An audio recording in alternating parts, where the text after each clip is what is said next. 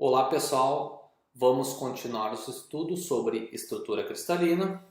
Nós acabamos de ver células unitárias e vamos entrar agora em direções e planos no cristal.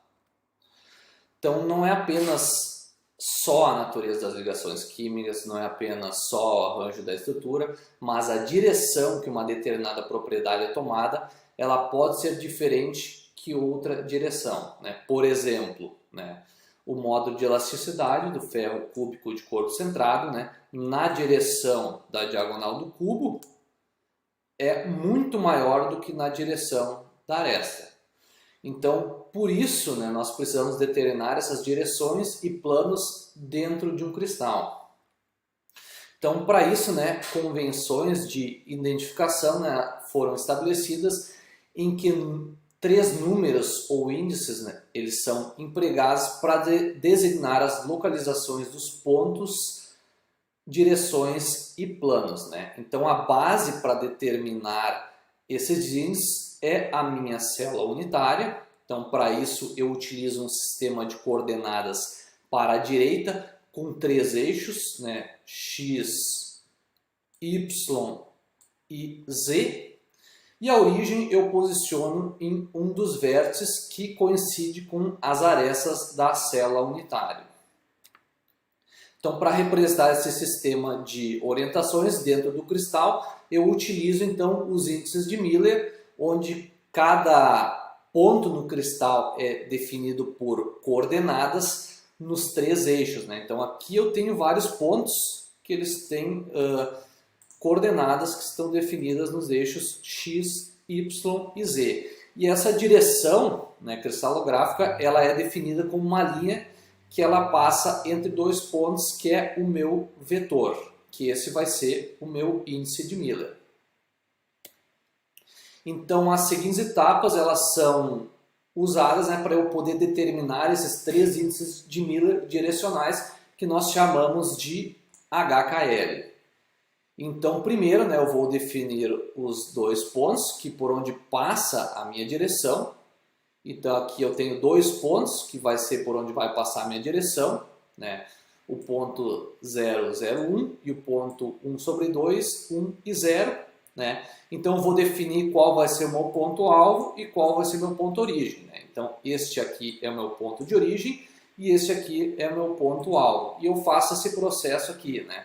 Alvo menos origem. Então eu faço o meu ponto alvo menos origem. Então eu faço essa diminuição da coordenada no x alvo menos a coordenada origem, coordenada no y alvo menos a de origem e coordenada no z alvo menos a de origem, e eu obtenho este resultado aqui. Então, para isso eu tenho que sempre eliminar todas as frações e reduzir ao mínimo múltiplo comum. Não posso deixar essa resposta em frações.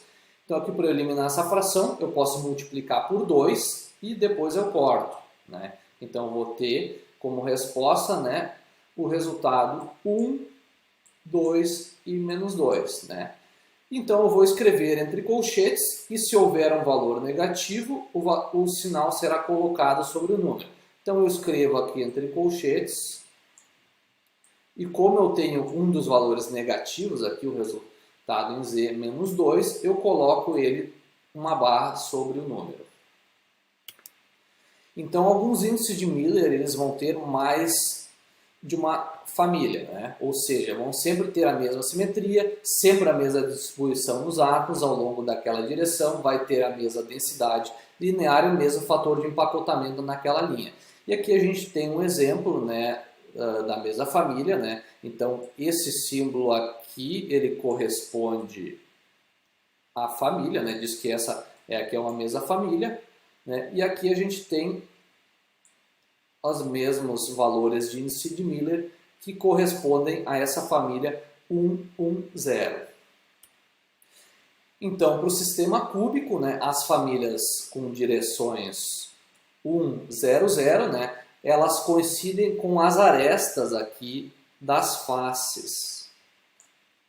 Então, todas essas famílias coincidem com essas arestas. As famílias com direção 1, 1, 0, né, elas coincidem com as diagonais das faces, que são essas direções aqui, né? Que elas vão estar na diagonal das faces.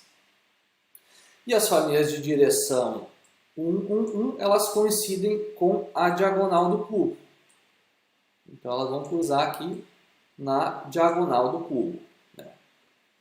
E as famílias 1, 1, 1, em um sistema cúbico de corpo centrado, né, são as direções que possuem maior fator de empacotamento, né? Elas têm um empacotamento fechado, né? E as famílias 1, 0, no sistema cúbico de faces centradas, né, são as famílias que possuem maior fator de empacotamento, né? Elas têm um empacotamento atômico fechado, ou seja, todas essas direções elas vão estar ocupadas por átomos. E agora aqui, né, determine os índices de Miller nas direções A, B e C. Então aqui eu tenho a direção A, né, então eu vou fazer aquela mesma etapa que a gente viu anteriormente, né, então eu tenho aqui minha origem, meu alvo, eu vou fazer, né, a minha diferenciação da origem e do alvo e eu vou fazer aquele processo, alvo menos origem, eu chego nesse resultado aqui. Eu não tenho frações, então eu boto entre colchetes. Para a direção B, né, eu tenho aqui minha origem, meu alvo, né, na coordenada 1, minha origem é 0, 0, meu alvo é coordenada 1, 1, eu faço processo alvo menos origem, chego nesse resultado aqui. Não tenho frações, boto entre colchetes, está aqui o meu índice de Miller para a direção B. Na direção C, né, eu tenho minha origem é a coordenada 1 sobre 2, 1 e 0, e o meu alvo é a coordenada 0, 0 e 1. Faço o mesmo processo, alvo menos origem, chego nesse resultado aqui. Eu tenho frações, então tem que eliminar as frações e reduzir ao mínimo múltiplo comum. Então eu multiplico por 2, eu vou cortar aqui então essa fração e eu vou chegar neste resultado aqui. Como eu tenho um número negativo, né, eu vou botar sobre colchetes e os números negativos, o sinal vai esta barra aqui sobre o número. Então, outra maneira de eu caracterizar as direções é através da distância de repetição, fator de empacotamento e densidade linear, né? Então, a densidade linear ela é o número de átomos por unidade de comprimento. Então, eu tenho a minha densidade, né, pegando o número de átomos que eu tenho naquela linha, né, dividindo pelo comprimento daquela linha. Então, se eu olhar essa linha vermelha aqui, eu tenho 2 átomos, né? Então eu tenho aqui metade comprimento de um átomo, eu tenho aqui o comprimento de um átomo inteiro, e eu tenho aqui outra metade do comprimento do átomo. Então eu tenho 2 átomos aqui, né? E eu vou dividir pelo comprimento dessa linha. Então calcule a densidade linear na direção 1, 0, 0 para o potássio. Eu tenho os dados aqui, né? Que o potássio ele tem essa estrutura aqui, cúbica de corpo centrado, e o raio e o atômico é este aqui. Então essa aqui é a configuração estrutural, né? Eu já vejo aqui qual que esta é o meu índice de Miller, né? O meu vetor 1, 1, 0. Eu faço o desenho aqui, então, para me facilitar o entendimento. Eu sei que nos vértices eu vou ter, então, os átomos, né, de raio R, e essa minha distância aqui é o meu parâmetro de rede. E eu aplico a fórmula, né, o número de átomos, né, dividido pela unidade de comprimento. Então aqui eu tenho metade do comprimento do átomo, aqui eu tenho outra metade. Então seria metade e metade. E divido pela minha unidade de comprimento, que é aqui o meu parâmetro de rede. Nós vimos lá em célula unitária que eu acho parâmetro de rede para o sistema cúbico de corpo centrado através dessa fórmula. Então eu só substituo aqui no raio, né? Eu tenho aqui o raio atômico, eu encontro que a minha densidade linear é 1,87 átomos por nanômetro.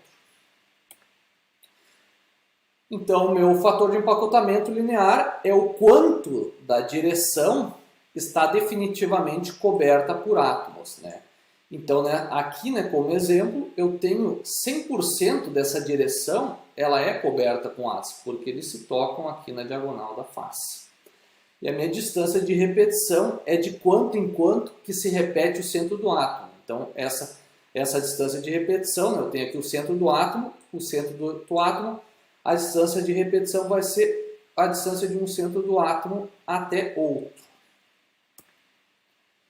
E então, calcule a distância de repetição, a densidade linear e o fator de empacotamento para a direção, né, com índice de Miller 1,1 do cobre, o sistema cúbico de faces centradas, e já me deu aqui o parâmetro de rede. Então, eu sei que essa é a estrutura que eu vou estar analisando. Então, eu sei que essa aqui é o meu índice de Miller, né, para o sistema cúbico, né, através aqui da diagonal do cubo. E eu faço aqui o desenho, né, eu sei que ele vai pegar aqui os raios, dois átomos que vão estar no vértice aqui. Eu vou ter um átomo aqui e um átomo aqui. E eu só vou, como eu tenho os átomos só nas faces, eu não vou ter nenhum átomo central. Por isso que aqui eu não tenho nenhum átomo no meio. E eu vou fazer aqui, né, eu sei que essa distância aqui é o meu A0, que é o meu parâmetro de ele já deu. Aqui o meu A0. Essa altura aqui é o meu A0. Então eu vou utilizar aqui o teorema de Pitágoras para encontrar essa diagonal aqui da face, né? A minha diagonal da face.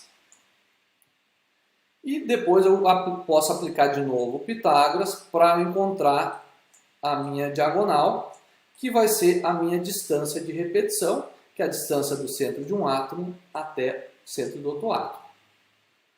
Aqui eu tenho a fórmula, né, simplificada, que bastou substituir pelo parâmetro de rede. Então eu encontro que a minha distância de repetição, que também é a minha diagonal do cubo, é igual a 6,262 Angstrom. A minha densidade linear, né, então vai ser o número de átomos que eu vou ter sobre aquela linha, dividida pela distância. A distância, então, eu já calculei no exercício anterior, que também é a minha distância de repetição. Então, aqui eu tenho a metade da distância de um átomo, aqui metade do outro. Então, eu vou ter um átomo sobre essa distância, né? Então, eu aplico aqui aquela nossa primeira fórmula, e eu vou encontrar que a minha densidade linear é igual a 0,16 átomos por Angstrom, ou 1,6 átomos por nanômetro. E o meu fator de empacotamento é o quanto dessa linha aqui vai estar ocupada pelo átomo. Então, eu tenho aqui um raio, dois raios, né? Então, eu multiplico 2 vezes o raio, né? E eu vou encontrar aqui que o meu fator de empacotamento linear é igual a 0,408, ou seja, 40,8% dessa linha é ocupada por átomos. Então, encerramos aqui essa parte de direção e na próxima nós vamos ver sobre os planos no cristal. Muito obrigado.